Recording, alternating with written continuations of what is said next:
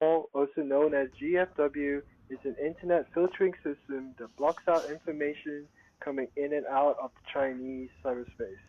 This filtration happens because of its goal to strengthen control over new media in an effort to expand internet infrastructure and the country's informational society.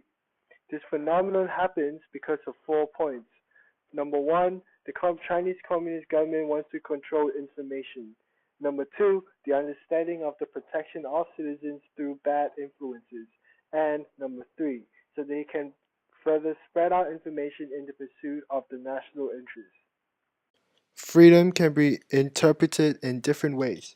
From the place you are brought up to the organization you are representing, we see the act of freedom differently through your understanding of what freedom is to the individual. According to the Theories of International Society by Webster, he claimed that universal democracy is based on communication and the technological advancement of the internet. This happens due to globalization and change to the post-war era. This got me thinking of how it's applicable to the empowerment of musicians in China. It's the Great Firewall hindering exposure, or is it helping the welfare of the citizens in China? The answer? Well, it's based on the spectrum where you reside in. You see, in the artistic perspective, we can fully see its effects. How many artists are trying to break the firewall with the use of the virtual private network, also known as VPN. Because of this pursuit of exposure, the understanding that there is a bigger audience outside the Great Firewall, a struggle young Chinese millennials face when trying to find a sound that is not geared towards the mass public.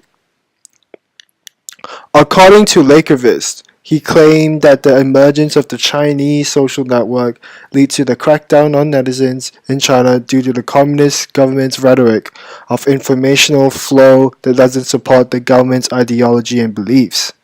In fear of political uprising that might interfere with the political landscape in China. Consider this: the Chinese government created a micro-blogosphere in China specific for its Chinese citizens, creating a social space for them to interact. Apps such as YouTube, Tinder, and Facebook has been localized in the Chinese context, creating spin-offs such as Youku, Tantan, and WeChat. This enables the filtering of information easier, therefore making and helping the governmental control the access of information, thus protecting, quote unquote, the future generation of the Chinese netizens in the country. If you put this in the perspective of the empowerment of musicians, the Chinese government is not only benefiting its own public interest, but it enables artistic empowerment in China, creating a quote unquote target audience for the government and the Chinese citizens.